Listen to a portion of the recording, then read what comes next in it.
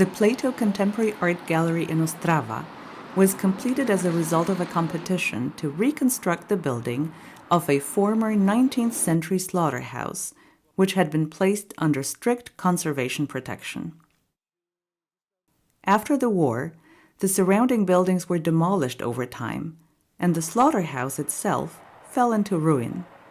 Its walls were scarred with huge holes, and the dirty brick on the facades bore witness to the town's industrial history.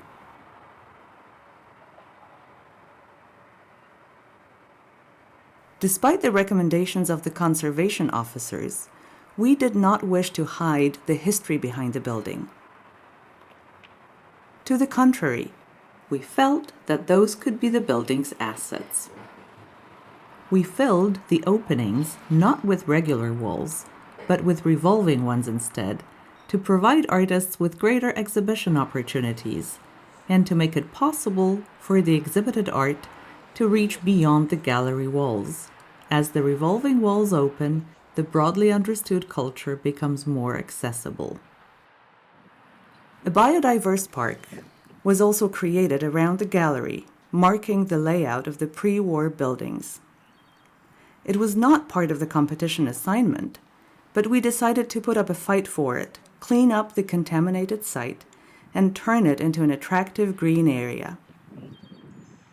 Following numerous discussions with the conservators, we were eventually allowed to maintain the unique character of the smog-soiled bricks and windows.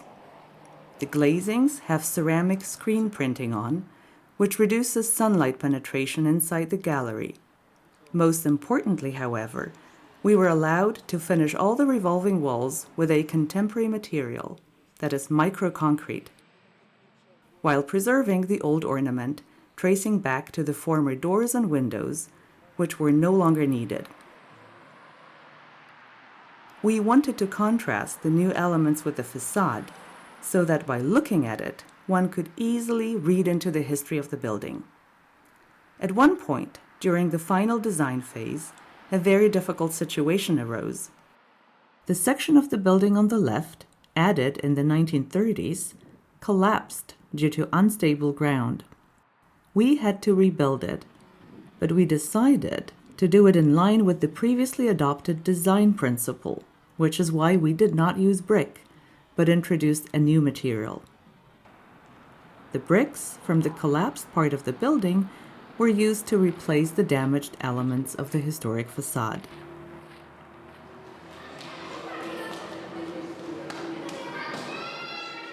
The dirty brick appears inside only in the former atrium, which is now covered with a roof and connects the individual exhibition halls.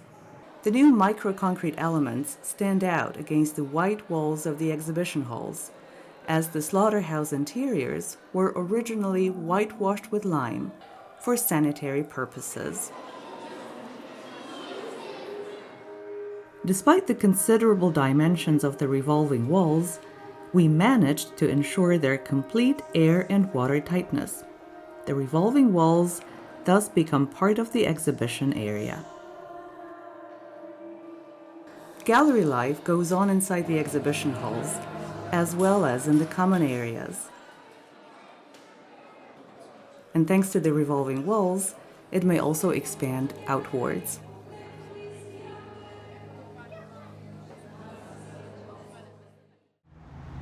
The Biodiverse Park, including edible crops, has completed the transformation of the site. A new space has been created that integrates local residents, sensitizing them not only to matters related to art, but also to the environmental issues.